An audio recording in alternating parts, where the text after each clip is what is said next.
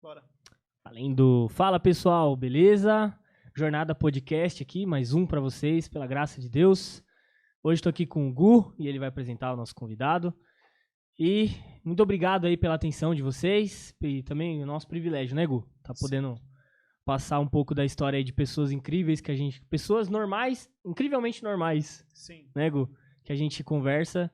E é isso aí. O Gu vai apresentar o nosso convidado hoje aí. Vai lá, Gu. Então bora.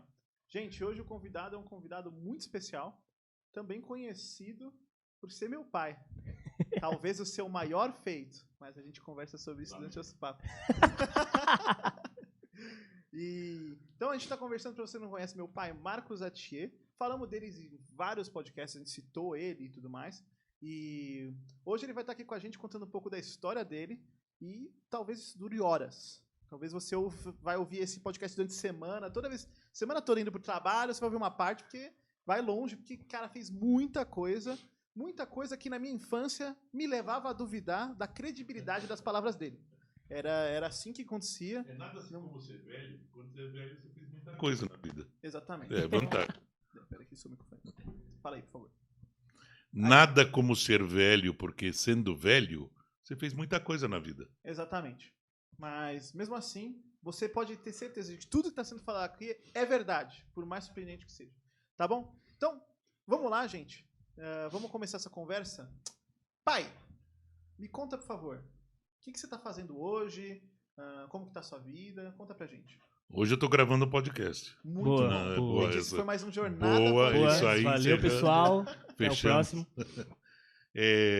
Nos últimos tempos, últimos anos, eu me especializei mais na área de gestão pública governamental e gestão pública não governamental. Gestão pública governamental são os órgãos públicos que a gente conhece. A não governamental são associações sem fins lucrativos, onde também as igrejas estão enquadradas como associações religiosas. Então, nos últimos 20 anos, eu me especializei em gestão administrativa, contábil, financeira, enfim, dessas organizações do Brasil. Perfeito. E conta pra gente, assim, agora a gente quer sempre entender, né? Como que você chegou nisso? O que caminhou pela sua vida? Quais que foram as curvas, sabe? As curvas do caminho. Exatamente. Tá. Conta pra gente como que foi e um pouquinho do seu testemunho, né? Como você chegou Tá, até aqui. legal. Uma coisa que você não falou, Desculpa. você é casado? Desculpa, sou casado, vou completar 34 anos, tenho 3 filhos, um deles está aqui, tenho o Gel, que é quase um filho, e 34 anos de casado, apesar de ser tão novo, é isso aí. Bianca, minha esposa. Oi, mamãe. Gente Ok. boa, hein? Coitada, ela me aguenta. Isso eu concordo. Mas ela é muito responsável por tudo que eu consegui realizar, porque sem a ajuda dela, eu não conseguiria. Conciliador. Então ela foi essencial em todo esse processo. Talvez ela deveria estar aqui, não eu. Seria mais interessante. Mas vamos lá, como é que eu cheguei até aqui? Só vou focar a câmera. Parece que é uma bobagem, mas tudo começou quando eu nasci. Todo mundo foi assim. Tem o início, né? Mas é porque eu nasci com uma doença. Eu nasci com eritroblastose fetal, doença hemolítica do recém-nascido, e tive que fazer quase que 80% de transfusão de sangue. Isso dá uma doença associada chamada icterícia, que é uma infecção, né, que o bebê tem. Tive que tomar raios gama, né, como um incrível Hulk, e ficar no banho de luz. Pode ser que isso explique muita coisa na minha vida. Mas isso foi em 22 de dezembro, ou seja, próximo ao Natal e Ano Novo.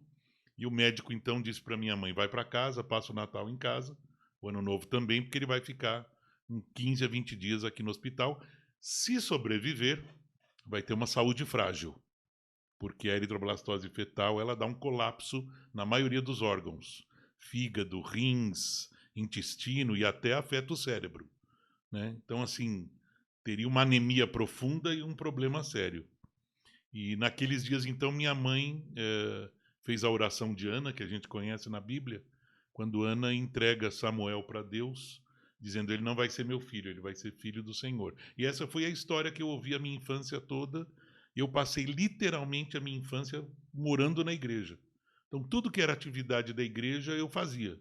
Como garoto, estava sempre envolvido em alguma coisa. E ali próximo aos 10 anos, me batizei, né? E aos 12 anos de idade, eu sonhei. O meu sonho era que, quando eu fosse mais velho, próximo dos 60 anos, eu queria ser um grande homem de Deus. Não para ser um grande homem de Deus, olha que legal, olha, mas para que Deus me usasse para trabalhar com pessoas, treinar líderes, enfim.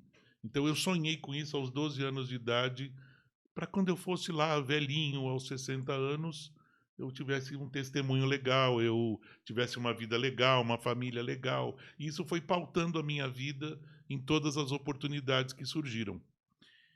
E o que Deus fez na minha vida foi isso, gerou muitas oportunidades. Então, com 12 anos, eu entrei num grupo musical, minha voz já era diferenciada, né? Eu fui proibida de cantar no coral de crianças, porque a última gravação do coral tinha as crianças cantando, né? Lá, lá, e tinha um lá, lá, lá, lá no fundo. Aí eu falei assim, tem um elefante morrendo na gravação, né? Então eu passei a ser assistente de coral. Ela foi muito bondosa comigo, né? Enfim. Mas Árvore número 1. eu carregava os livros. Boa. Então, com 12 anos, eu fui convidado a entrar no grupo musical, grupo Mensagem, na ocasião. E aquilo exigia treinamento, conhecimento bíblico, conhecimento musical. Nossa linha de trabalho sempre foi a de não dedicar tempo integral para isso, mas sim que nós fôssemos como profissionais, utilizando o nosso tempo para a pregação do evangelho por meio da música. Então, aos 14 anos, isso foi efetivado. E também, aos 14 anos, eu comecei o rugby. Isso lá nos idos de 1977, quando nem... o mundo era preto e branco, né? Mas um professor meu da escola de educação física falou, cara, acho que você tem um tipo aí para jogar rugby. Então, um cara que nasceu doente, né? Para ser fraco, anêmico, no final entrou no time de rugby aos 14 anos. Tem uma pergunta. Pois não. Sobre esse lance do rugby, uma dúvida que eu sempre tive, até conversando com o marido da minha chefe, ele joga rugby também desde essa época. Coitado. Eu jogava numa que era rival da Mackenzie, eu não lembro. O principal USP, FAP, FEI, Escola USP. Técnica Federal. Ok. E ele tá conversando com ele. Aí ele é médico. Não. É isso ou não? Ela é médica? Não. Nenhum dos dois é médico, então esquece. É porque os rivais do Mackenzie, essencialmente, era o pessoal da Faculdade de Medicina da USP. Mas ele jogava no time e eu tava pensando sobre isso. Qual que era o contexto nessa época do rugby parecer uma opção, sabe? Como que era o rugby? Era um esporte popular? Porque... Não é nem até hoje. Hoje a gente sabe que não. O rugby se tornou um pouco mais popular ultimamente, porque nas últimas Olimpíadas, o rugby voltou para a Olimpíada, o rugby de 7, e o Brasil, por estar sediando a Olimpíada, teve que montar um time. Sim. O problema é que o Brasil não tinha só um time, ele não tinha confederação de rugby. Então teve que ser criada uma confederação de rugby nacional, ou seja, isso é coisa recente. Naquela época era um esporte de escolas, né? Em geral era o St. Paul Athletic Club, que era um time inglês, o Mackenzie, que era um time americano, então o Pasteur, que é um time francês. É uma influência europeia. Era uma influência o americana ou europeia, que é muito jogado nesses países. Então, isso na década de 60 veio para o Brasil. Sim. Veio quase assim, acho que o futebol veio em 1940, talvez, 1950, e o rugby veio em seguida. Mas mesmo assim nunca se tornou muito popular porque as regras eram totalmente diferentes, enfim. Mas nas grandes escolas, assim, principalmente em São Paulo, foi muito comum que tinha o rugby, né? Até hoje tem, né? Até hoje nessas escolas tem. Sim. Eles trabalham com isso. Mas, enfim, isso não é o mais importante. O mais importante é que foram oportunidades que Deus foi criando e eu não me neguei, né? Falei, puxa, Deus está criando até que, né, já cantando no grupo, tal, ali mais ou menos aos 20 anos de idade, eu tive a oportunidade de fazer um curso de mergulho, né? Sabe, não tenho nada para fazer, o que eu vou fazer, né? Curso de mergulho. Okay. E na época não existia um curso de mergulho oficial no Brasil. Quem fazia isso eram os militares, era a polícia militar, o pessoal da marinha, né? Enfim, eram grupos militares, pessoal do corpo de bombeiros, grupo de busca e salvamento. Então eu fui fazer curso com esses caras, me interessei muito também, nada popular, não sei, nunca gostei das coisas muito populares, né? Coisas diferentes. E no final acabei me tornando instrutor de mergulho. Ultrapassei o limite dos 30 metros de profundidade e depois dos 60 metros de profundidade. Caramba. Fui a 62 metros de profundidade, é um mergulho aproximadamente de 4 horas e meia, um mergulho técnico, né? Tem que estudar muito, tem que, enfim, trabalhar. E acabei dando aula em piscina e depois levava o pessoal para o mar. Nossa. Então, até os 22, 24 anos, eu tinha esses afazeres, mas a minha principal profissão é que eu fiz o curso técnico em edificações e entrei na engenharia civil do Mackenzie. Uhum. Então, o rugby que eu jogava antes, em clubes que existiam na época, eu passei a jogar pelo Mackenzie. E antes de entrar no Mackenzie, eu fui para a seleção brasileira juvenil de rugby, né? Só que aí eu tinha que escolher, infelizmente, nunca foi um esporte muito, até hoje, difundido, como a gente falou, né? Então não valia a pena ter essa profissão no Brasil. Então eu saí da seleção brasileira e no final fui para a engenharia do Mackenzie e comecei a jogar por lá. E até os 22, 24 anos de idade foi assim, até que eu me casei em 1989. E aí eu parti para outras aventuras, que foi a aventura do casamento, né? De ter filhos e tudo. Então, vamos dizer, até essa fase, eu aproveitei todas as oportunidades que surgiam e sempre, em todas essas oportunidades, aproveitando para pregar o evangelho, seja no rugby, seja no mergulho, enfim, fazer diferença onde a gente estava. Deixa eu falar um detalhe interessante do mergulho que talvez você não saiba. Mas a minha mãe tinha medo de morrer afogada na banheira, né? E quando eu falei que eu ia mergulhar no dia seguinte, ia para o mar, né? Meu primeiro mergulho no mar. Enquanto estava na piscina, tá bom, né? Uhum. Quando eu falei que eu ia 12 metros de profundidade para o batismo, para o check-out, minha mãe teve uma história lá. E não, você não vai. E chorou e criou, né? Aquele negócio de mãe, né? Todo mundo sabe, né? Sim. Mãe é mãe, né? Sim. E eu falei, tudo bem. Não tinha sentido, eu estava fazendo o curso, mas não discuti, porque eu tinha um relacionamento, sempre tive um relacionamento muito respeitoso, honroso com meus pais. A Bíblia ensina assim. E eu disse para ela, ok, não vou mergulhar. Se você não quer que eu vá, eu não vou. E lá pelas 3 da manhã, ela foi até minha cama. Eu estava dormindo, ela me acordou. E ela falou, não posso. Ela disse assim, quando você nasceu, eu entreguei você para Deus, para que Deus cuidasse de você. E para que Deus desse as oportunidades que ele achava interessante. E se Deus está te dando a oportunidade de mergulhar, então você vai mergulhar. Eu vou morrer de medo, vou ter aqui um pânico, mas eu entreguei você para Deus, você não é meu filho. Você é filho de Deus. Eu não posso impedir que você faça isso. Então, se isso surgiu na sua vida, você vai. Agora você vai, falou assim. Né? Mas, então, assim, foi a história que eu ouvi da minha mãe, uma mulher muito firme com relação a esses compromissos. E eu não podia me furtar esse tipo de compromisso também, vendo o exemplo dela, né? Uhum. Então, assim, até o casamento foi a área de engenharia civil que tomou conta. Eu trabalhei nessa área durante 8 anos, né? E só depois do casamento é que eu entrei para a área de contabilidade, mas não sei se vocês querem que eu dê continuidade a isso agora. À vontade. Mas até os 24, 25 anos de idade era essa área de... Eu fui gerente de 3 fábricas na área de manutenção e obras. Uhum. Tinha cerca de 60, 70 operários sob meu comando. E eu, com 23, 24 anos de idade, já dava ordens ali para homens bem mais velhos. E foi também uma oportunidade de aprendizado, de relacionamento com pessoas, né? Isso é muito importante. E o mais interessante disso, já comecei a ter uma certa experiência, porque quando a gente começou a montar a fábrica para ela produzir, os primeiros funcionários da fábrica foram os meus pedreiros. E eles, porque eu via em algumas oportunidades de eles crescerem, né? Então se tornaram supervisores, se tornaram gerentes de fábrica. E como Você preparou eles? eles trabalharam comigo como operários de obra, mas sempre eu pegava um ou outro e a gente tinha uma conversa, né? E quando surgiu uma oportunidade de contratação, eu indicava um deles, eram pessoas de confiança, e muito gostoso, porque eu fiquei 5 anos e meio nessa fábrica. E depois de algum tempo, próximo de eu ir embora, eu era muito respeitado. Então, apesar de ser um garoto de 24 anos de idade, eu passava pela fábrica e por onde eu passava, os homens se curvavam e me cumprimentavam, né? Doutor Marcos, eles me chamavam assim, né? Por quê? Porque tinham passado pelo trabalho como pedreiro, como ajudantes, enfim. E estavam na fábrica como pessoal de produção. Então foi muito honroso para mim, aprendi muito.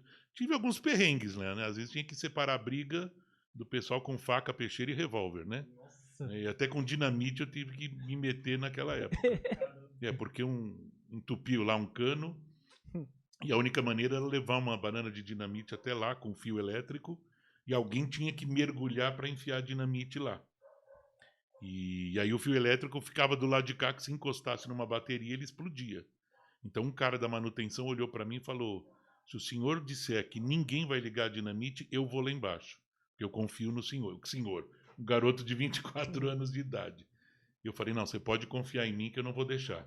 Ele pôs o dinamite na boca e mergulhou dentro da água para ir lá dentro enfiar a banana de dinamite lá. Então, quando uma pessoa coloca a vida dele nas tuas mãos, cara, é muita responsabilidade. E graças a Deus, então, saí de lá, fui para a área de contabilidade. Meu pai tinha um escritório, fomos trabalhar juntos, estabelecemos regras muito rígidas. Lá eu não era filho, ele não era pai, o contrário daqui, né? Ele me apresenta como pai, mas enfim. Lá eu era funcionário e ele era o patrão, era o dono do escritório. E nós estabelecemos regras e conseguimos trabalhar juntos por aproximadamente 25 anos, né? E, então, acabei fazendo curso, que era obrigado, fazendo curso de contabilidade, enveredei mais para a área jurídica da contabilidade, comecei a trabalhar com advogados, né, com a área de, somente código comercial, código tributário, código civil, enveredei para a área de contabilidade e tal, e passado uns 10 anos, aproximadamente ali 99 para 2000, há 22 anos atrás, eu tive uma crise. Por quê? Porque eu estava num escritório, no 6º andar de um prédio, no centro de São Paulo, e só sabia que eu estava lá quem sabia que eu estava lá. Estava escondido. Então você imagina, uma pessoa que fez mergulho, jogou rugby, cantava em grupo musical, acostumado a falar em público, estava fazendo livro contábil no 6º andar de um prédio escondido. E aí eu saí caminhando pelo calçadão do centro com uma crise existencial, dizendo para Deus: não é justo. Assim, caramba, Deus me treinou, me colocou para tanta coisa, para falar com pessoas, e eu tô aqui escondido no 6º andar de um prédio, né? Bom, então eu fui caminhar pelo calçadão ali do centro de São Paulo, para a próxima Praça da Sé, e caminhando ali eu passei em frente a uma livraria muito conhecida em São Paulo, e tinha um livro assim escrito: Apoio Financeiro, Como Conseguir. Eu não estava buscando apoio financeiro, mas o título me chamou a atenção. Eu então comecei a ler aquele livro e ele fala de um grupo que tem já uma outra sigla, mas era NFRSE, National Fundraising Society Executives. Eram executivos captadores de recursos para a sociedade, para órgãos de entidades sem fins lucrativos. E aquilo me chamou a atenção, porque é um grupo que atua muito forte nos Estados Unidos e no México, e quase não existia no Brasil. Naquela época, no Brasil, as grandes organizações que estavam nascendo, hoje chamadas de terceiro setor, isso nasceu lá na virada dos anos 2000, eram tocadas por gente, principalmente da área de marketing. Quase ninguém tinha conhecimento contábil, tributário, fiscal. E no Brasil você tem que ter conhecimento tributário porque tudo tem uma incidência de tributos. Sim.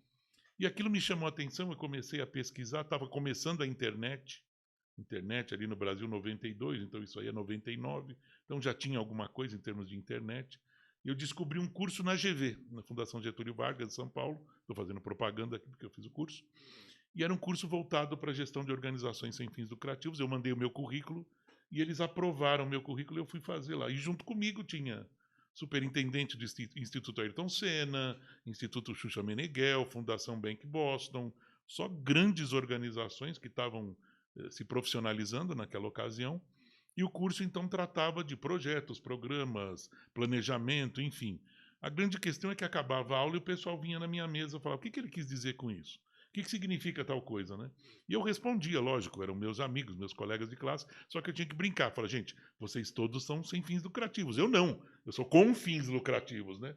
Brincando com eles. E junto comigo naquele curso estava a esposa do comandante-geral da Polícia Militar do Estado de São Paulo, e um coronel que era de confiança dele, e eles queriam um projeto para a Polícia Militar, ligado à área de saúde, assistência à saúde, e pediram para eu auxiliar a criar uma organização que existe até hoje, que é a chamada PROPM, Associação Pró-Saúde do Policial Militar, do Estado de São Paulo, e ela existe até hoje, e graças a Deus, eu vez por outra converso com algum oficial, alguém da PM, e é uma organização que favorece muito a área de saúde. E ali, então, eu comecei a enveredar nessa área governamental, fazer projetos. Em 2001, eu abri o Instituto Proágua, ligado à gestão de recursos hídricos, e muita discussão em relação a isso. Depois eu criei o Instituto Proficiência na área de gestão pública e enveredei aí, né? Fui para a área de escola de Nacional de Administração Pública, fiz escola de governo, fiz gestão de negócios, enfim. Fui para a área mais de gestão, mais voltado à área governamental.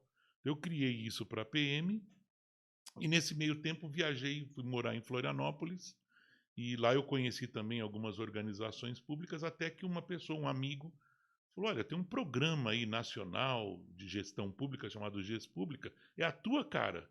Aí eu entrei na internet e tal, procurei, realmente era um programa do Ministério do Orçamento, Planejamento e Gestão, voltado para o Prêmio Nacional de Qualidade, aquilo me interessou e eu fui atrás. E foi interessante que eu comecei como examinador júnior do Plano Nacional de Qualidade e ao longo dos anos eu cheguei até o Comitê Conceitual em Brasília. Então eu passei a fazer parte do Comitê Conceitual, de quem organiza todo esse programa. Eu sei que em 4 anos eu fiz cerca de 360 voos de avião, visitando organizações públicas, dando consultoria, de todo tipo de organização, enfim. Eu era o representante desse programa no Brasil todo. Então eu era chamado, e graças a Deus, por 2 anos, eu ganhei uma medalha da Presidência da República como melhor gestor público do Brasil, dentro desse programa, né? Então foi um negócio muito legal. E sempre pautando, né, princípios bíblicos, sempre pautando uma vida que, de alguma maneira, desse testemunho, né, de uma vida íntegra com Deus, de uma vida próxima com Deus, e assim construindo a família, né? Os anos se passaram, então isso foi lá 22 anos atrás, e o meu último trabalho, vamos dizer, meus últimos trabalhos, antes desses últimos 10 anos, eu fui parar dentro desse projeto, num grupo, 8 grupos, na verdade, ligado à Marinha, e um desses grupos era do Centro Tecnológico da Marinha, que desenvolve um projeto ligado ao Ministério da Defesa, que é o Programa Nuclear Brasileiro. E eles precisavam de alguém para dar uma consultoria na área de planejamento estratégico, enfim, não posso entrar muito em detalhes, né? Não vou ter que matar todo mundo. Mas aí eu fui trabalhar num programa de planejamento estratégico nessa área de defesa, ou seja, um programa federal que envolve o Brasil todo, né? E posteriormente a isso eu fui convidado a dar aula na Unip, dei aula em todos os cursos de gestão, gestão de recursos humanos, gestão financeira e gestão de logística. E nos últimos 10 anos, eu então me vocacionei mais para a igreja, e os últimos 6 anos de vida eu trabalhei numa grande igreja, né, dando consultoria e trabalhando como administrador eclesiástico, vamos dizer assim. Você falou do catavento? Ah, não, pulei o catavento, né? Pulou, Desculpa. pô. Mas legal. Na virada de... mais ou menos nessa época, 2002, 2005, eu dava consultoria para uma organização, acabei virando até diretor, chamado Unisciência, União em Prol da Ciência do Brasil. Então, discutia muito sobre ciência e tecnologia. Eram todos catedráticos da USP que montaram esse grupo e pediram para que eu fosse diretor administrativo. Eu, então, aceitei, ajudei a organizar isso. E ali era para organizar um projeto ligado ao governo do Estado de São Paulo nessa área de ciência e tecnologia. Aliás, acabei fazendo mestrado em política científica e tecnológica na Unicamp, exatamente para fazer jus a essa demanda, né? Depois eu fui fazer mestrado em educação, com ênfase em educação à distância. Então, eu tinha esses cursos que me auxiliavam muito. E no meio dessa discussão, então, tinha uma fundação da prefeitura do município de São Paulo, que tinha a Fundação Catavento. Eles queriam criar um museu especificamente voltado a crianças que discutisse questões de ciência e desenvolvimento, ciência e pesquisa, enfim, divulgação da ciência. E discutindo com eles, eu falei, olha, isso não pode ficar no município de São Paulo. Isso tem que ir para o governo de São Paulo, porque a legislação só era amparada em âmbito governamental e não em âmbito municipal. Então eu fui dando as orientações. Naquela época, quem era o prefeito em São Paulo virou o governador, e ele acabou levando isso para a Secretaria da Cultura. Então eles me chamaram e eu virei o primeiro diretor administrativo e financeiro do Catavento Cultural e Educacional, que hoje existe lá no centro de São Paulo, no Parque Dom Pedro, e a gente acabou de construir tudo, montar até a inauguração. Então foi um trabalho também voltado ao governo do Estado de São Paulo. Mas assim, dentro disso tudo, quer dizer, parece uma colcha de retalhos, né? Um monte de coisas diferentes, mas foram oportunidades que Deus deu e graças a Deus eu entrei nelas e vi a vontade de Deus em tudo. E quando você está no centro da vontade de Deus, cara, vai em frente, pode nadar de braçada porque o resto ele faz. Então tive oportunidades muito legais, assim, grandes oportunidades que Deus deu em prol do reino, né? Então, de alguma maneira, isso foi interessante, né? Eu ouvia de pessoas não crentes que as características que eu tinha, principalmente ligado a não falar palavrão, por exemplo. Veio um grupo lá e falou: a gente queria que você desse um curso para nós lá, porque a maioria dos consultores que vêm aqui falam palavrão, fazem brincadeiras obscenas durante o curso, e você não. E outra coisa, a gente quer alguém que saiba guardar segredo. E você fala das organizações sem falar o nome. Você não cresce em cima delas. Eu dei curso lá na Petrobras, lá não sei aonde, lá... Não, eu não citava nome, eu falava, é isso que nós queremos. Então, o grande barato, né, é você ser honesto. Quanto mais honesto você é, mais respeito você ganha, e mais respeito você tem, e mais as pessoas consideram aquilo que você fala. Então, foi o que aconteceu, por exemplo, na Marinha, né? Eu tinha um almirantado, eu tinha um grupo ali de pessoas de altíssimo nível e que eu gozava de um respeito, né, de uma honra que eles me concediam, de eu poder estar ali dando consultoria para entidades assim, né, ligadas ao governo federal, etc. E dentro do GES Pública, que era o Plano Nacional de Gestão Pública, na verdade era uma competição, porque o Brasil, para aqueles que não sabem, né, o Brasil está sempre competindo com outros 150 países no mundo. Seja na economia, seja na produção, seja na ciência e tecnologia, a gente está sempre em competição, né? Então, o fato do Brasil se desenvolver, o fato do Brasil investir em ciência e tecnologia, ele acaba competindo, inclusive a tecnologia nuclear. O Brasil é um dos poucos países no mundo que tem tecnologia própria nessa área. Então, isso diferencia o Brasil de outros países. Então, você fala, caramba, olha a oportunidade que Deus dá para a gente, né? Criar um diferencial no mundo. Sim. A gente conversou com outras pessoas aqui Sim, que cresceram na igreja, como você. sim. Eu praticamente morei na igreja. E assim, todas elas tiveram um ponto específico na vida delas. Sei. Que elas falam, pô, agora eu entendi quem eu sou diante de Deus e a minha necessidade de entregar minha Sim. vida para Cristo. Teve isso com você? Então, foi lá que eu contei. Isso Deixa não teve. Deixa eu até completar, que eu já queria... Você veio, pegou minha pergunta. Desculpa. Mas... Vocês estão em sintonia. Sempre, sempre. Mas uma coisa que também seria legal você completar é que você deu todo o seu contexto profissional, e eu sei que agora você está desempregado aí. Sim. O Léo. Eu pedi demissão e fui desempregado. Mas, nos seus últimos 6 anos trabalhando aqui na PIBA, você juntou todo esse contexto que você deu profissional. Sim. Mas existe uma outra coisa que você tem e que te soma como profissional que você é, e até a gente chegar nas conclusões disso tudo, que é a parte espiritual, no sentido da sua compreensão espiritual Sim. dentro disso tudo. Como que isso se formou, né? Tá. Depois desse clique que o Geo falou, como que isso se formou ao longo dos anos para te fazer também essa pessoa que você é dentro, assim, um Marcão cristão, assim, dentro do que faz? Talvez você pode me chamar, eu sou o chato da igreja, né? O chatinho de... Porque assim, não teve um clique, não teve um momento fora e aí foi, caramba, pá, uma voz, né? Uma luz.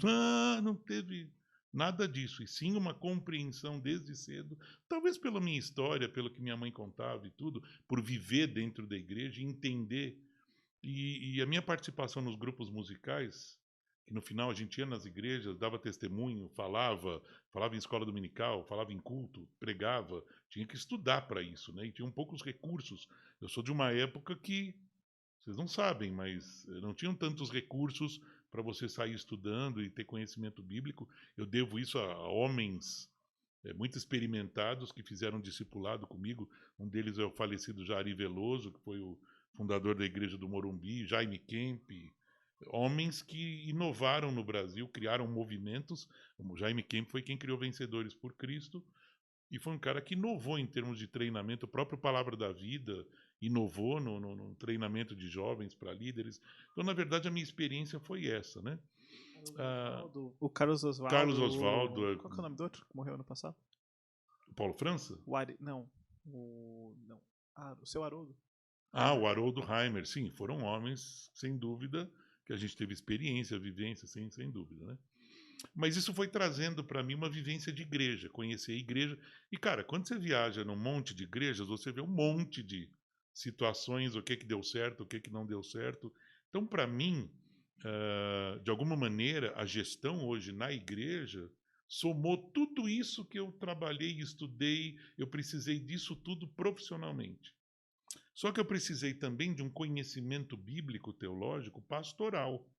Porque você não exerce esse tipo de atividade dentro da igreja só lidando com números, você lida com pessoas. Tanto que o meu slogan lá o tempo todo era administrando coisas e cuidando de pessoas. Então, os ministérios, aí também eu fiz mestrado em ministérios na Palavra da Vida, né? Para entender um pouco mais isso, para me especializar mais nisso, mas o contexto é que eu não consigo separar. Eu não tenho vida profissional e vida religiosa. Para mim é uma coisa só. Então, assim, a gente usava da profissão para pregar o evangelho e a gente usa do evangelho para pregar a profissão. Quer dizer, então na igreja você traz ferramentas da profissão, mas sobretudo você está lidando com crentes. E eu tive o privilégio, então lembra que eu falei que lá aos 12 anos eu tive um sonho, e esse sonho foi se realizando na medida que eu comecei a dar aula para a escola de pastores, na medida que eu comecei a dar aula no Pastor Líder, que eram pastores que vinham ali para capacitação. Toda vez que eu dava uma aula para eles, eu dizia, gente, hoje eu estou realizando um sonho que eu tive aos 12 anos de idade. Hoje eu estou dando aula para pastores, hoje eu estou dando aula para líderes. Então isso para mim é um enorme privilégio. Nós tivemos a oportunidade de pregar para quase 100 pastores ali no acampamento Sumaré, acampamento Batista. Falei para eles, isso aqui é um privilégio para mim, poder dar aula para pastores. É um negócio sensacional, né? Mas indo um pouco mais do que você perguntou, eu nunca fiz uma dissociação entre a integralidade da vida profissional com a vida espiritual. É uma coisa só. Elas existem juntas. Não dá para você separar. Não tem como você fazer essa separação. É um engano. Então tem muita gente que fala, não, eu não dou tempo integral no ministério. Como assim? Eu sou professor. Cara, você é um professor cristão ou é um cristão professor? Se você é um cristão professor, você é integral missionário. Desculpa dizer, mas seja lá que profissão você tiver, da integralidade de vida, você é um missionário em tempo integral. Não pense diferente disso. É lógico, você tem que ter sua profissão, você tem que estudar e tudo mais, e desenvolver o seu trabalho. Bom, melhorando a pergunta, me ajuda a lembrar o que você perguntou, como é que... Como que isso foi... Como o seu estar dentro da igreja foi te amadurecendo sim, sem para o dúvida. que você chegou agora? Assim. O Ari era uma pessoa que dizia o tempo todo que o meu lugar era no ministério. Toda vez que ele falava comigo, ele dizia, você não foi para o ministério? Você já foi para o ministério? Você já está? Toda vez ele me perguntava. Tanto que em 2001 ele queria assumir uma aposentadoria numa igreja e me convidou para fazer parte da equipe para ir para a igreja. A gente nem chegou a conversar muito sobre isso, mas o sonho dele é que eu trabalhasse de maneira integral na igreja. Isso não impediu que eu trabalhasse na igreja em tempo parcial. Então sempre eu tinha um tempo, aliás, eu dedicava dentro da família, né, um tempo que era dedicado a dar um dia para a igreja, seja lá o que a igreja precisasse. Então eu acompanhei muitos projetos missionários, acompanhei muitos projetos que o pessoal trazia de dentro da igreja e eu profissionalmente ajudava, né? Mas o que é fundamental é que quando você traz tudo isso para dentro da igreja, você tem que associar com essa visão pastoral. Então, no meu modo de pensar, não existe uma administração eclesiástica onde você só pense na administração. Então, vamos dizer, lá nos anos 80 você falava de organismo e organização. Aí depois você começa a falar sobre estrutura e organismo. Hoje você fala de treliça e videira. Na verdade é a mesma coisa ao longo das décadas. Então você precisa de uma estrutura para que aquele corpo se desenvolva, para que aquela vida se desenvolva. Nem tanto a vida, mas nem tanto a estrutura. Tem que ter uma estrutura para aquilo se desenvolver. Então o grande sucesso de uma igreja está relacionado a isso, que ela tem a estrutura necessária para que o corpo também se desenvolva. Interessante. Às vezes as pessoas pensam que tudo tem que ser muito espiritualizado, né? E principalmente a conversão. Eu era um cara que pensava assim. Eu pensava que conversão era algo extraordinariamente brilhante. Vozes assim, de anjos. E nossa. Um raio, talvez. Uma voz. Wallace. E através né, de pessoas, de conhecimento, né, bíblico e de outros livros, eu venho entendendo, e com seu testemunho mais ainda, né, de que conversão é simplesmente a convicção do que Cristo fez. E o crescimento, né? Então, por exemplo, o Ari falava muito isso. Ele falava, eu quando prego aqui no púlpito, como se vocês fossem várias gargalos de garrafa, e eu pego um balde de água e jogo, em alguns passa por cima, em outros esbarra. Ele falou, a maneira de Deus amadurecer uma pessoa é o dia a dia, é o conta-gotas de Deus. E a Bíblia diz que Deus dá a cada um conforme ele tem determinado. Sob o risco de que aqueles que têm demais têm uma responsabilidade maior. Então, o amadurecimento dia a dia, né, no estudo da palavra e tudo mais, é o conta-gotas de Deus. Então, para um ele dá uma gotinha, para o outro ele dá 3, para o outro ele dá 5, né, que é aquela parábola dos talentos. Né? E depois ele fala, e o que você fez com o que eu te dei? Né? Então, assim, grandes responsabilidades, né? Com grandes poderes. Com grandes poderes tem grandes responsabilidades. Mas esse lance do ministério é gestão de pessoas, principalmente. Sim. Eu falo por mim, né? Teve um tempo lá que eu ajudei no Prega Palavra, né? Sim. E eu até falo pra galera, já falei outras vezes, mas muitas decisões que eu deixei de tomar foi porque eu tava ali no meio de pessoas muito mais sábias do que eu. Né, você, quantas vezes eu não fui lá na sua sala lá, Marcão? Me perturbar, quer dizer, lá se consultar. Tá.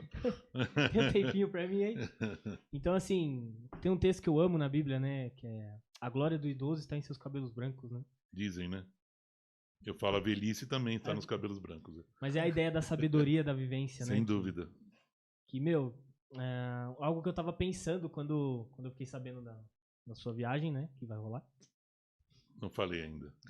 Eu tô dando spoiler. Eu parei pra refletir muito, assim, sobre... Será que eu tô perdendo um bom tempo que eu poderia estar aproveitando com pessoas lá na igreja? Sim, sem dúvida. Pra estar sugando mesmo, né?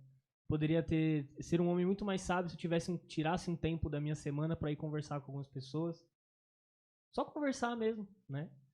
Então, cara, eu vou aproveitar muito mais hoje. Sim. Pessoas na igreja.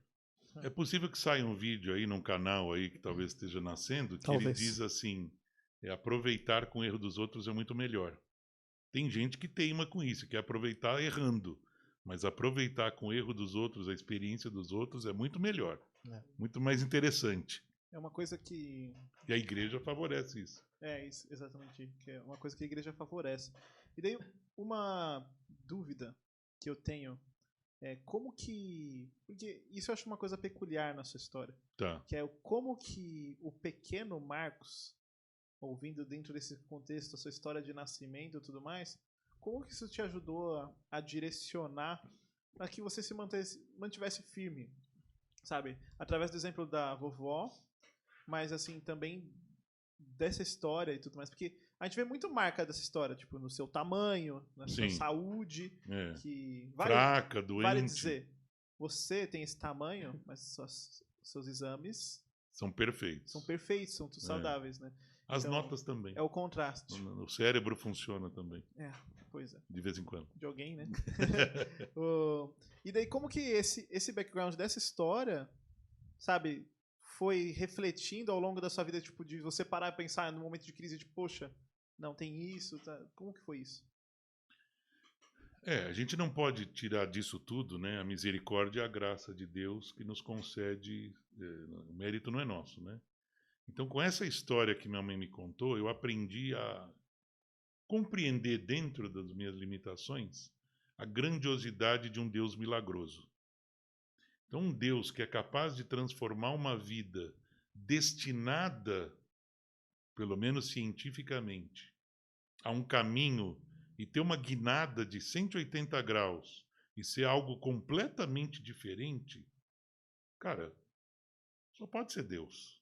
Então, eu aprendi com essa história a tentar entender um Deus poderoso ao ponto de mudar o destino fatal de algo, de uma pessoa que nasceu com aquela perspectiva e de repente mudou completamente.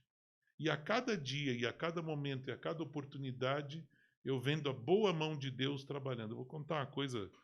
Certa vez eu estava voltando lá da fábrica que eu trabalhava, estava chovendo à noite, eu estava cansado, estava na Marginal Pinheiros, e de repente uma caminhonete dá uma brecada brusca, eu breco também, mas o camarada de trás, acho que ele esqueceu de brecar. Naquela época eu tinha um carro que chamava Brasília, busque na internet que vocês vão encontrar. E na hora que o cara bateu, a caminhonete levantou a traseira e ele me enfiou embaixo da caminhonete.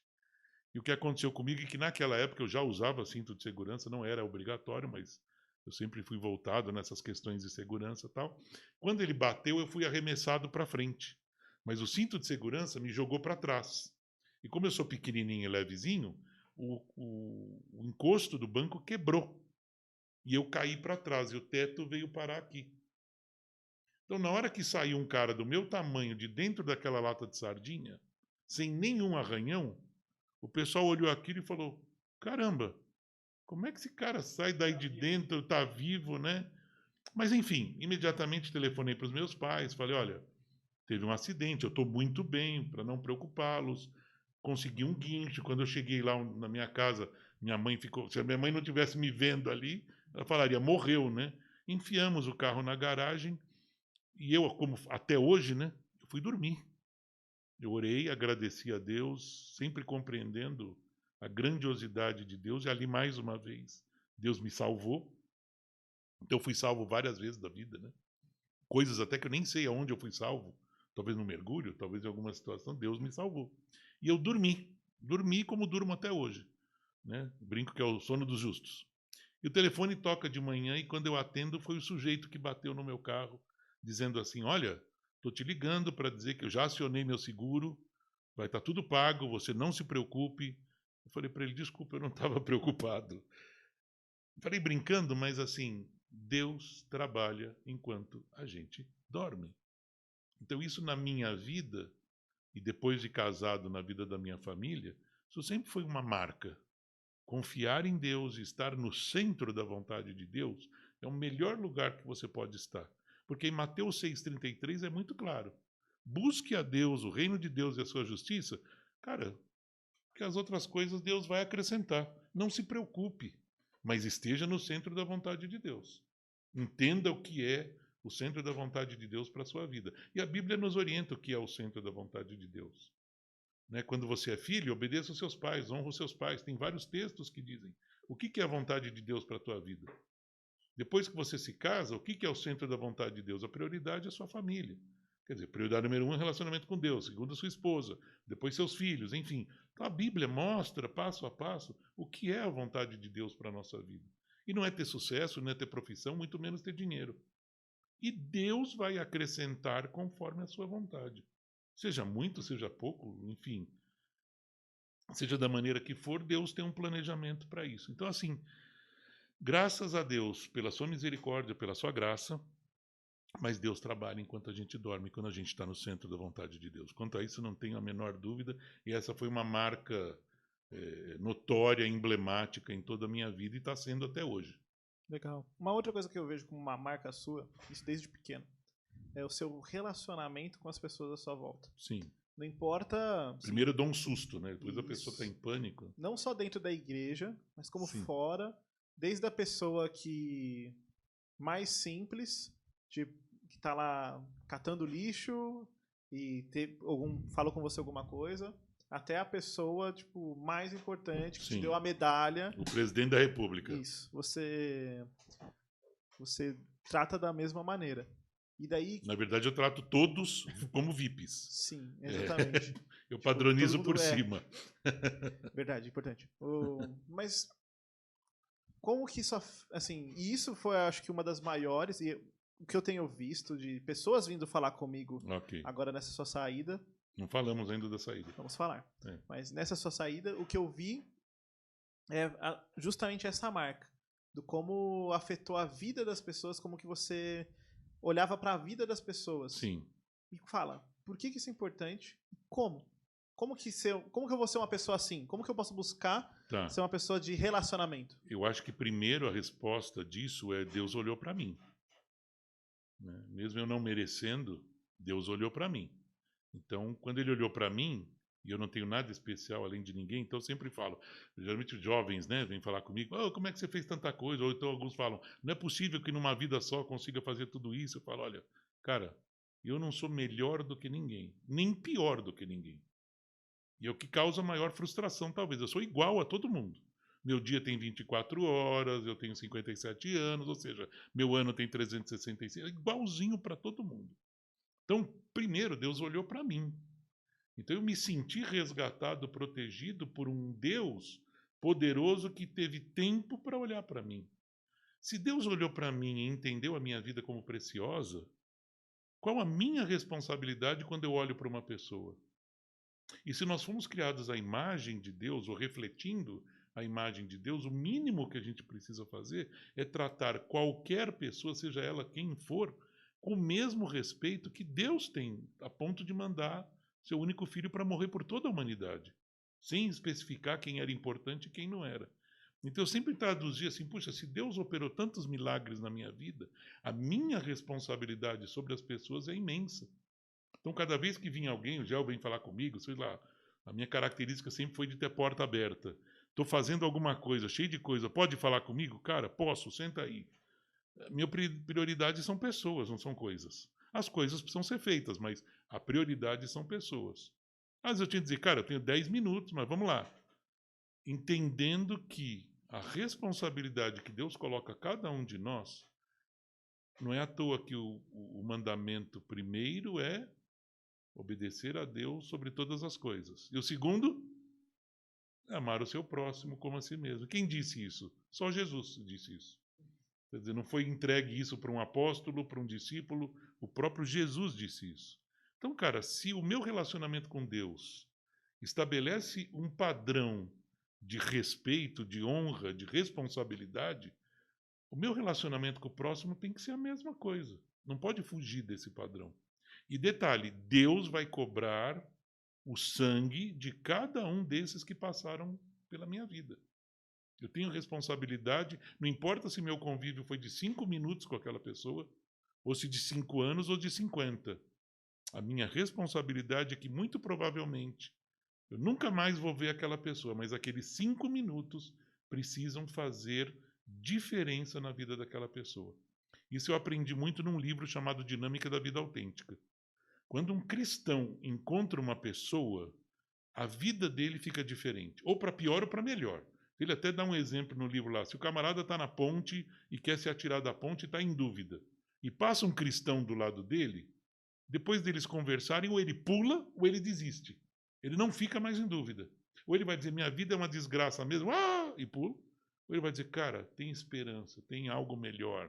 Então, quando um cristão passa pela vida de qualquer pessoa, alguém que conhece e tem um relacionamento com Deus, ele tem que fazer diferença na vida de outra pessoa. Não importa se é um caixa de padaria, não importa se é o prefeito, não importa quem seja. E não importa, e veja bem, não deixe essa oportunidade passar. Então, se você vai ter um contato com aquela pessoa, talvez você nunca mais vai encontrar aquela pessoa. Eu tive diversas experiências, talvez eu nunca contei isso para os meus filhos, né? Mas quando eu era solteiro, principalmente, e naquela época eu não tinha carro, andava muito de ônibus em São Paulo, não raras vezes, muitas vezes, sentava alguém do meu lado, geralmente totalmente alcoolizado, um cheiro de álcool, às vezes com droga. E eu tive algumas experiências das pessoas sentarem ao meu lado. Certa vez um virou, olhou para mim e falou assim, cara, me diz alguma coisa que possa me dar esperança para continuar vivo. Eu nunca tinha visto esse cara na minha vida. Ele sentou do meu lado no banco do ônibus. De repente ele me fala isso. Me diz alguma coisa que... Eu vi ali uma alma clamando para ouvir o evangelho, pedindo para ouvir, e totalmente alcoolizado. Na hora eu podia dizer, poxa, ele não vai lembrar nada do que eu falei. Peraí, vou ter que falar. E nunca mais eu vi aquela pessoa. Sentei no ônibus e isso aconteceu diversas vezes. A ponto de uma vez eu estava indo para o ensaio na igreja e quando eu cheguei na escadaria da igreja tinha um camarada sentado, ele virou e falou assim, você que é Marcão? Falei, sou. O cara né, cheirando a pinga. E falei, sou. Falei, não, é porque eu fui entrar, o pessoal falou, senta aí que o Marcão já está chegando. Quer dizer, o pessoal já sabia que esse era um ministério que, vez por outra, onde eu estivesse, surgia alguém com alguma necessidade clamando para ouvir alguma coisa que tenha esperança. E a esperança está em Jesus, está em Cristo Jesus na salvação. Nunca mais eu vi aquela pessoa, mas eu tinha que fazer diferença naquele momento. Então, o relacionamento íntimo com Deus, conhecer bem, não digo que eu conheço, porque eu acho que conhecer bem a Deus é um negócio, né? Mas o que eu tentei conhecer de Deus, me esforcei para conhecer de Deus, ele me obriga a conhecer o próximo, a cuidar do próximo, a amar o próximo, mais do que a mim mesmo. Então, se Deus me dignou de olhar para mim, de me salvar, de me resgatar desde o meu nascimento, quanto mais a pessoa que está do meu lado. Então, o tamanho da responsabilidade que eu tenho para com aquela pessoa, o tamanho do respeito. Então, por exemplo, o programa Gespública, mesmo sendo um programa governamental, estava lá na cartilha, onde ele dizia que o serviço público tem que tratar a todos da nação com respeito, como se todos fossem VIP. O padrão é por... Olha só, tem nada a ver com a Bíblia, né? É um programa governamental. Mas lá dizia que a dignidade do serviço público está fundamentada ao fato de que você precisa tratar todo mundo como se fosse a pessoa mais importante do mundo. Então, quando você chega numa repartição pública e é maltratado, vamos dizer assim, pode acontecer, é porque ele não está cumprindo o papel fundamental do serviço público, que é tratar todo mundo com a maior dignidade possível. E isso é um conceito bíblico que está na sociedade, como Deus criou, enfim. Então, se você tem um relacionamento íntimo com Deus, ou busca ter um relacionamento, você necessariamente olha o próximo com uma certa diferença, responsabilidade, enfim. E vice-versa, né? Talvez o fato de você não tratar bem ao próximo, você está ferindo aquilo que Jesus falou. Você está errando no segundo mandamento. Cara, e agora a pergunta que não quer calar. Vamos contar um pouquinho da sua saída aqui da igreja. Tá. Chocou a muitos, abalou o mundo. E... A rotação da Terra deu uma... Os planetas desalinharam. E conta o que você vai fazer a partir de agora. Tá. Quais são seus novos projetos? Nós, na nossa vida de 34 anos de casado, tivemos aproximadamente umas 14 mudanças.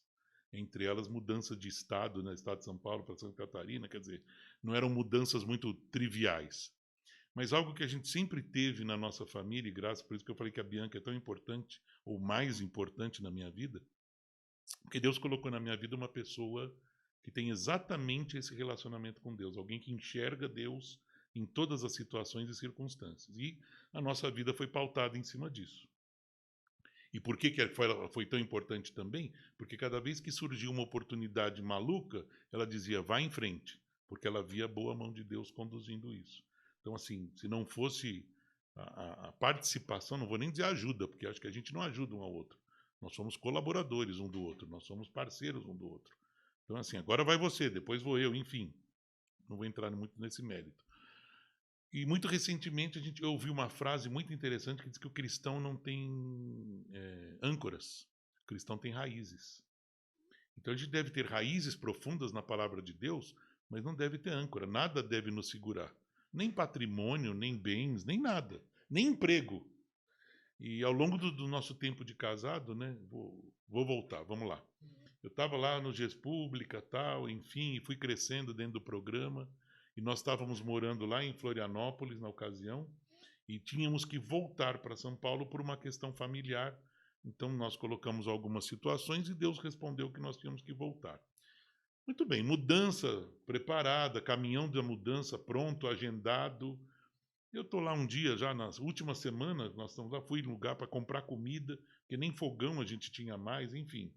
E toca o telefone. Uma pessoa em Brasília me telefona e diz, olha, o senhor foi chamado, convocado para fazer parte do comitê conceitual do programa, que é o top do programa. Eu falei, puxa, uma honra. Eu falei, olha, vai passar uma semana aqui em Brasília, é tudo pago pelo governo federal e tal, não sei o quê. Eu falei, puxa, uma honra tremenda, né?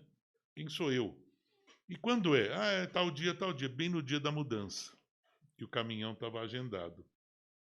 E como eu tenho muita responsabilidade, sempre tentei trabalhar assim, eu não tive que consultar a minha esposa para dizer, ai, querida, olha, será que... Não, falei, a minha resposta é não. Oh, desculpe, a minha prioridade é a família, eu estou com um caminhão de mudança agendado, é uma honra isso que vocês estão me fazendo. Eu não posso dizer que não seja, é uma honra, mas a minha família é prioridade. Eu não posso dizer para a minha família, ah, mas é meu emprego, ah, mas não. Olha, lamento, a resposta é não. Ah, tá bom, tal. E comprei a comida, cheguei em casa, virei para minha esposa e disse, me ligaram, o que aconteceu? Isso, isso, isso. E o que você respondeu? Eu respondi, não, é lógico, né? Você tá louco? Muda o caminhão de mudança. A gente liga lá, manda para outra semana. Você não pode perder essa oportunidade. Eu falei, olha, eu não falei isso para você ser conquistada. Não estou negociando. Não, entendi. É uma oportunidade que Deus está te dando.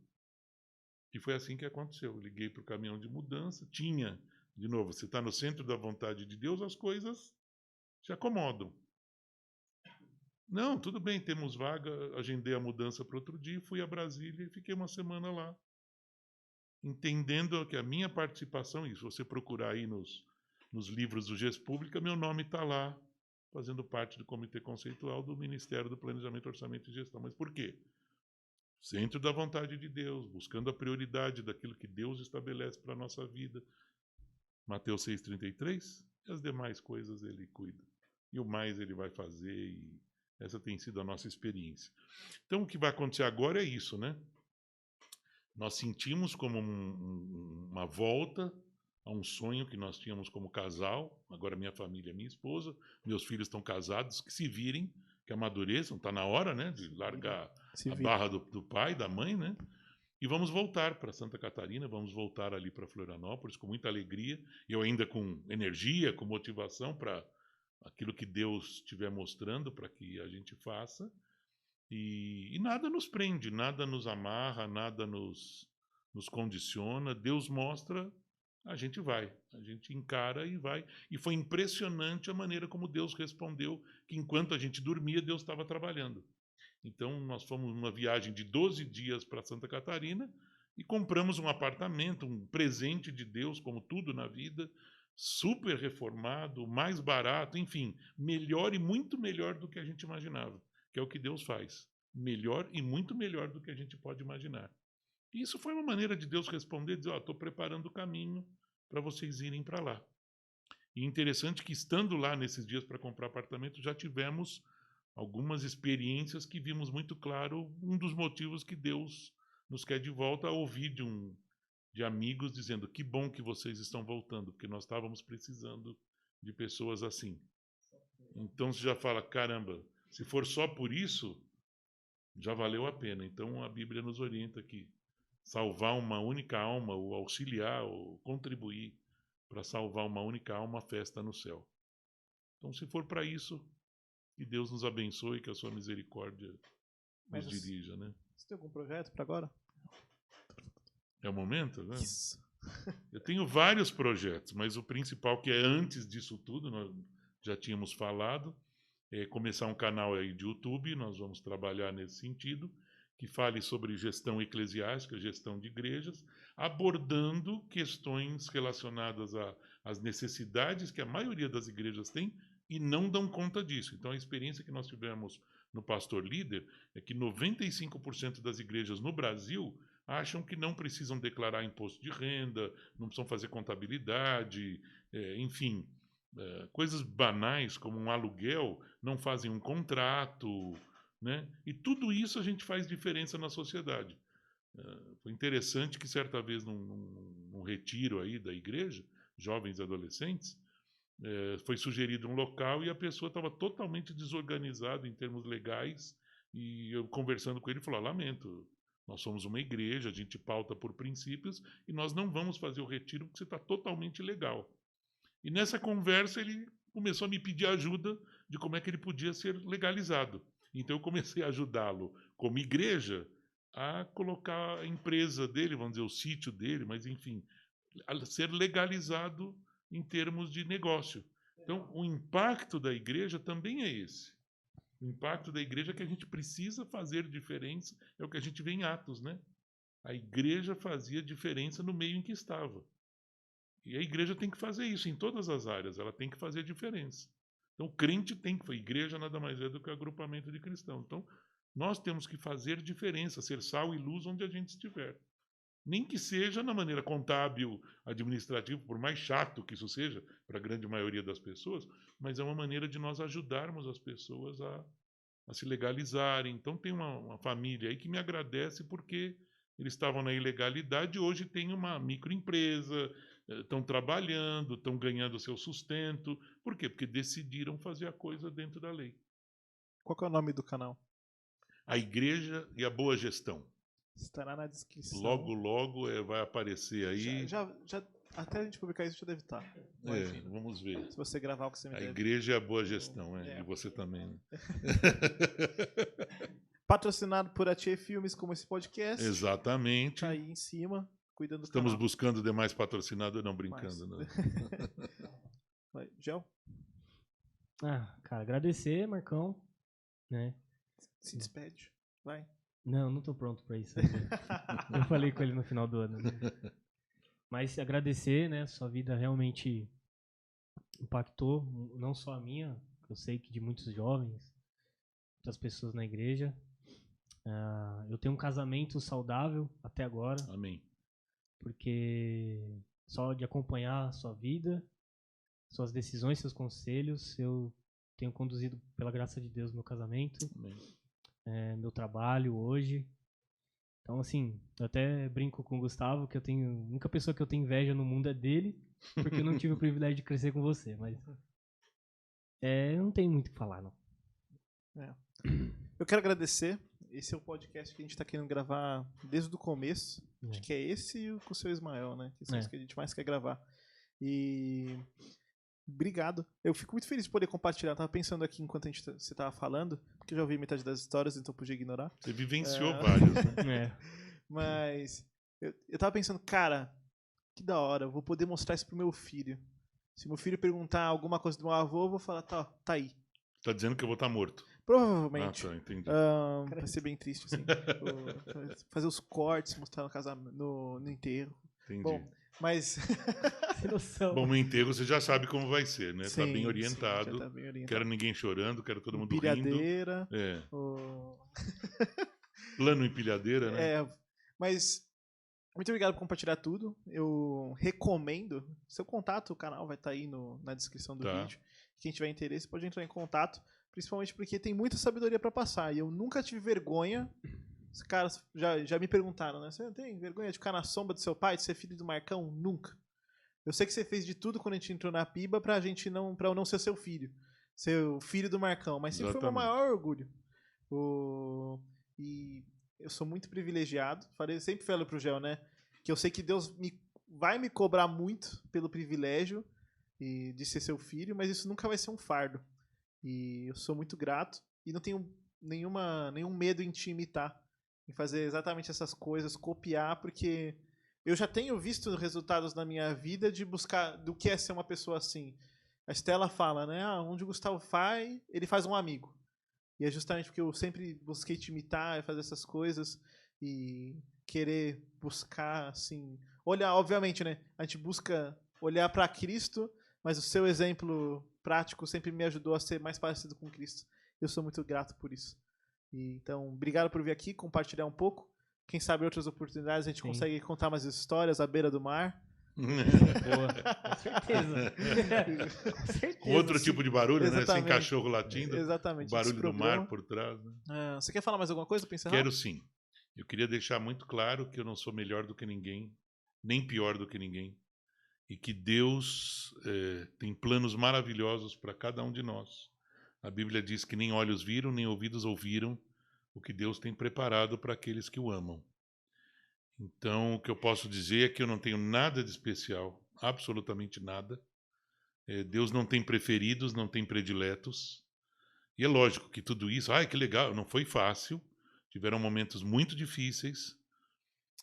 Tiveram momentos em que eu tive que ajoelhar e clamar a Deus, às vezes até reclamando, dizendo, Deus, se isso é verdade, se esse negócio é sério, se adorar a Deus e honrar a Deus é o nosso propósito de vida, então segura a onda porque não está fácil. Porque o que está acontecendo em volta é mais pesado do que eu posso suportar. Então, aquele entendimento de que não há aprovação, que não podeis suportar, precisa entender bem aquele texto. A gente consegue suportar porque a gente se pendura em Deus. Porque pelas nossas forças nós não teríamos condição. Então, o que eu posso dizer é que não sou especial, não sou melhor que ninguém e que Deus está dando oportunidades para cada um de nós a todo tempo. Aprenda a julgar se aquilo contribui para a vontade de Deus, para o reino. Se for, entra de cabeça, agradeça a Deus, busque orientação de vários conselheiros e Deus mostrando que aquilo vai em frente, porque Deus tem preparado grandes coisas para cada um de nós. Então não se acanhe, não. Né? Deus tem grandes e maravilhosas coisas, né, que teus olhos têm ouvido. Né? E vendo o livro de Jó, a gente aprende isso. Que Jó era considerado no capítulo 1, né, pelo próprio Deus, um homem justo, um homem que temente a Deus.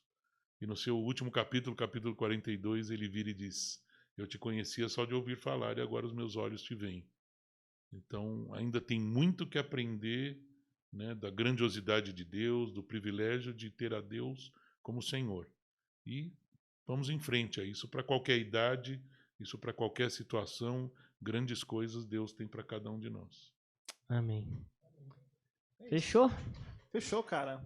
A gente nem falou muito nesse porque não tinha muito o que a gente falar. Não. Se a gente fala, E eu muito falo estraga. pra caramba, né? Se a gente fala, estraga. É que eu sou tímido. Bom, é isso. Muito obrigado por você que está aqui nessa volta aí, né? Obrigado. Nesse segundo episódio dessa nova temporada do Jornada. Tem muito por vir ainda. Muitas pessoas vão passar por aqui. Muitas histórias. Então se prepara, que a gente está de volta. Valeu. Valeu. Valeu, gente. Um abraço.